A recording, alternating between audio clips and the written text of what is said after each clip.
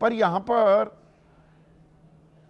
बनना तो हमें विकसित राष्ट्र था, विश्व गुरु बनना था। ये यकायक विमर्श कैसे शुरू हो गया दिबांग कि हमें हिंदू राष्ट्र बनना है?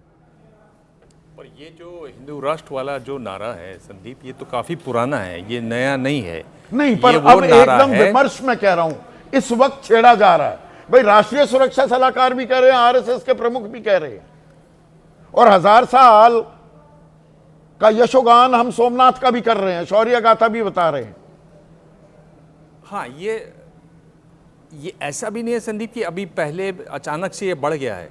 आप देखिए कि जो महाकुंभ हुआ था पिछले साल, उसमें तो बाकायदा एक कॉन्स्टिट्यूशन आ गया था, एक बाकायदा संविधान आ गया था। हिंदू राष्ट्र का संविधान क्या होगा, जिसमें कहा गया कि जो मुसलमान हैं और जो क्रिश्चियंस हैं उनको वोटिंग राइट नहीं होगा।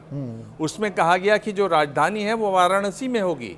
उसमें कहा गया कि हर एक के लिए सैन्य ट्रेनिंग जरूरी होगी।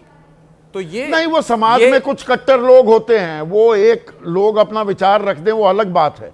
पर यहां पर राष्ट्रीय सुरक्षा सलाहकार कह रहे हैं प्रतिशोध लेना होगा, हर युवा के अंदर एक आग होनी चाहिए कि अतीत में जो हुआ उसका बदला लेंगे।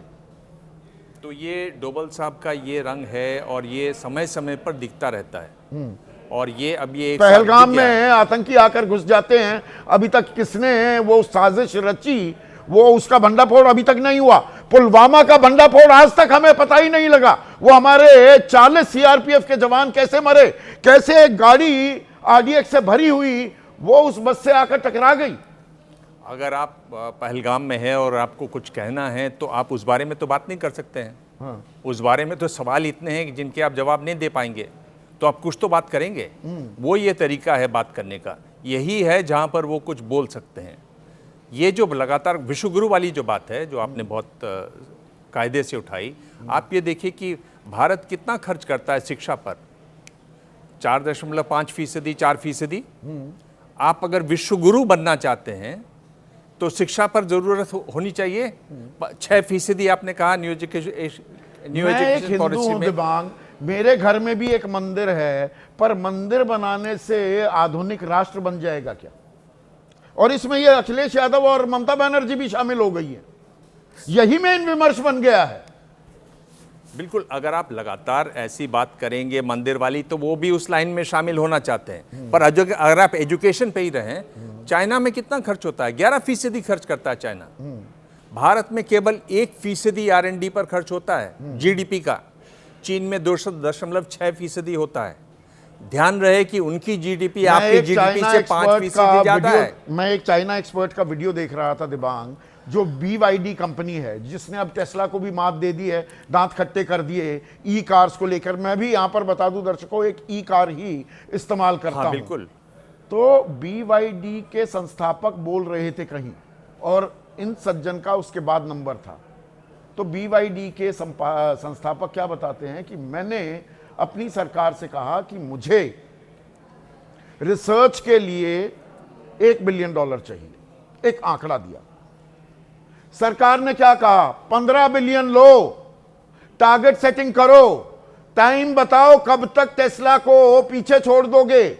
वहां पर 1,20,000 इंजीनियर्स सिर्फ रोबोटिक्स में लगे हुए हैं, 1,20,000। देखिए, मैं चीन घूमकर आया हूं, 2 बार घूमकर आया हूं, और मैंने इसी एंगल से वहां पर काम किया है, रिपोर्ट्स की हैं जो ABP न्यूज पर ही चली। आप ड्रोन के जो बिलियनर हैं, वो नई टेक्नोलॉजी के दुनिया के पहले बिलियनर हैं, और वो कहाँ के उनकी नागरिकता? शंघाई में रहते हैं। तो न्यू टेक्नोलॉजी की अगर बात हो रही हो, जिस तरह से रिसर्च हो रही है मेडिसिन पे, मैं इतना पढ़ रहा हूँ आजकल, जिस तरह से मेडिसिन में चाइना में रिसर्च हो रही है, और जिस तरह के नए नए पेपर्स आ रहे हैं, जिस तरह के पेटेंट्स हो रहे हैं, चीन इस समय सबको मात करता हुआ दिखाई दे रहा है। और अगर आप रिसर्च एक चीज और मैं यहां पर जोड़ दूं, मैं भी आप ही की तरह 20 साल पहले गया था शंघाई। 2004 में मनमोहन सिंह ने कहा था, एक सपना देखा था, जैसे हम सपने देखने की हमें बड़ी आदत है, कि मुंबई को शंघाई बनाएंगे। मैं शंघाई जब गया दिबांग, और दर्शकों आपको बता रहा हूं 20 साल पहले की बात, शंघाई के एयरपोर्ट से डाउनटाउन जो उनका पुदोंग है, मैंने मैगलेव, जो हम ट्रेनों की बड़ी बात कर रहे हैं, 42 किलोमीटर का फासला, 2 जगह ट्रेन रुकी, तीसरा स्टॉप मेरा था दर्शकों, 7 मिनट में पहुंच गया। 420 किलोमीटर की स्पीड से वो चल रही थी। और हम, मुंबई तो बन गया शंघाई, जैसे क्योटो बन गया वाराणसी, बस ये कह देने मात्र से काम हो जाएगा क्या? मैं गया, मैं आपको अपना अनुभव बता रहा हूँ कि ये जो सुपर फास्ट ट्रेन वहाँ चल रही हैं, बुलेट ट्रेन्स, आप बीजिंग और शंघाई के बीच दूरी उतनी है जितनी दिल्ली और मुंबई के बीच में है। जो आप हवाई जहाज से दूरी कवर करते हैं वो वहाँ ट्रेन से पूरी कर सकते हैं। मैंने वो पूरी की। मैं शिक्षा की बात कर रहा हूँ। देखिए, आप विश्व गुरु थे जब दुनिया भर के लोग यहाँ आते थे पढ़ने के लिए। नालंदा विश्वविद्यालय, तक्षशिला विश्वविद्यालय, आप अब लिस्ट उठा के देख लीजिए, भारत की कितनी यूनिवर्सिटीज टॉप 100 में आती हैं इस समय दुनिया में? कोई भी आती है? कोई नहीं आती है। 100 से 200 के बीच आप IIT Delhi, IIT Bangalore, IIT Madras को ले सकते हैं। है ही नहीं। जब आप गिनती में नहीं हैं, आप विश्वगुरु कैसे बन सकते हैं? तो ये एक नारा तो है। आसान रास्ता है क्या? आसान रास्ता है कि हिंदू राष्ट्र बनाइए, उसमें ध्यान लगाना आसान है, मंदिर निर्माण आसान है। वो 100 स्मार्ट सिटीज का क्या हुआ? नहीं, हिंदू राष्ट्र बनाइए तो एक नारा है। हाँ, नारा उस है। नारे के नहीं, पीछे, उस मंदिर नारे निर्माण के की बात कर पीछे, रहा हूं। उस नारे के पीछे आप ये देखिए कहाँ हैं इस समय मोहन भागवत, कहाँ कहाँ उन्होंने, बड़ा चुनाव होने वाला है राज्य में। उस नारे के पीछे आप हिंदू को एकजुट कीजिए। आप क्या कह रहे हैं? अगर आप देखें तो वो साफ कह रहे हैं कि भाई दलितों पर अत्याचार थम गए, हिंदू समाज बटा हुआ नहीं है। वो कह रहे हैं कि बटा हुआ, कि बटे हुए, जब हम बटते हैं तभी नुकसान होता है। हम तो हमेशा से बटे हुए थे। वो सबको बताना चाह रहे हैं कि सब बराबर थे। आप तैयारी पूरी रखिए, आप सब एकजुट होइए, अगला जो चुनाव आएगा उसमें बीजेपी को वोट दीजिए। ये उनका एक संदेश है। शीतल, इस संदेश के तहत ये बयान आ रहे हैं। शीतल, आप तो गांव देहात में रहते हैं और दुनिया भर घूमते भी हैं जी। ये जो विमर्श शुरू हुआ है, और हिंदू बटेगा तो नुकसान होता है, देश का तभी नुकसान होता है, हमें कोई बल या शौर्य से कभी हरा नहीं पाया, हम तो कभी बटे ही नहीं थे। नहीं, ये सीधे सीधे चुनावी बातें हैं और राजनीतिक बातें हैं, इनका कोई मतलब नहीं है। ये बुनियादी चीज़ों से ध्यान हटाने के लिए हैं। दुर्भाग्यपूर्ण ये है कि बुनियादी काम कोई हो नहीं रहा है। और हिस्ट्री में जो हमारा अभी 3.25 मिलियन स्क्वायर किलोमीटर का भारत है, 2-3 हमारे साम्राज्य रहे हैं पहले इतिहास में, बहुत पहले, जो इससे थोड़े से एक आध बड़े थे, एक आध इसके बराबर ही थे।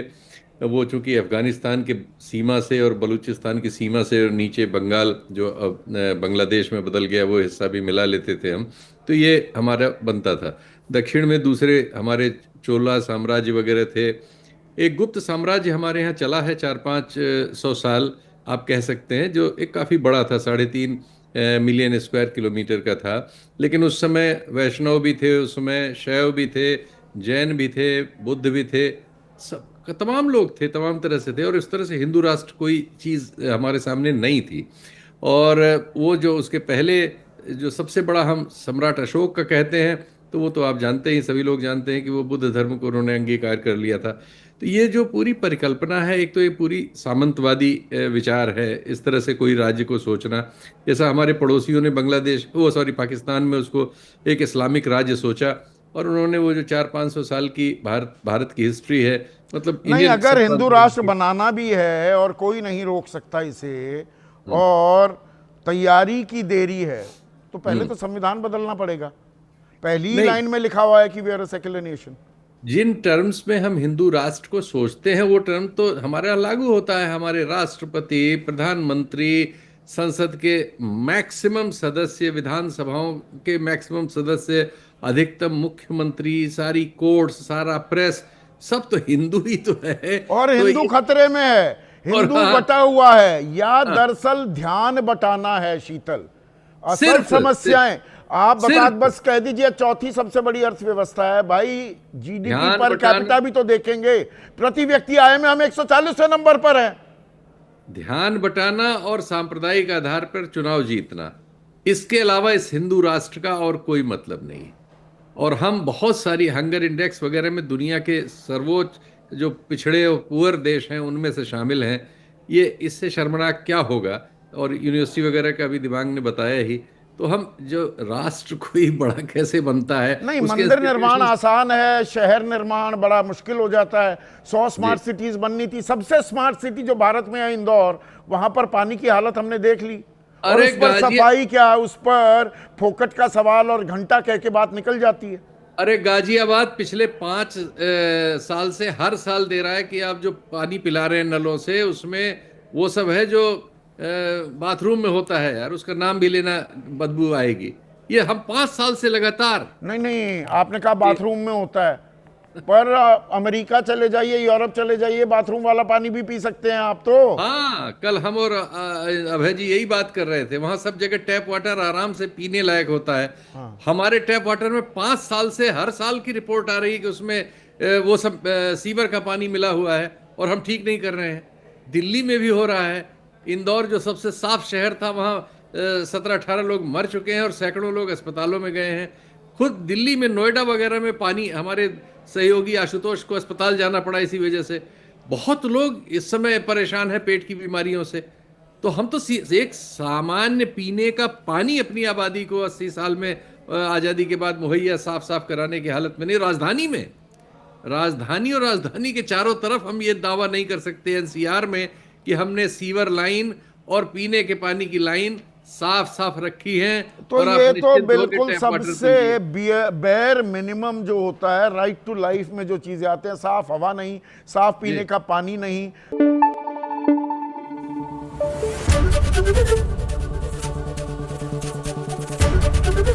एबीपी न्यूज आपको रखे आगे।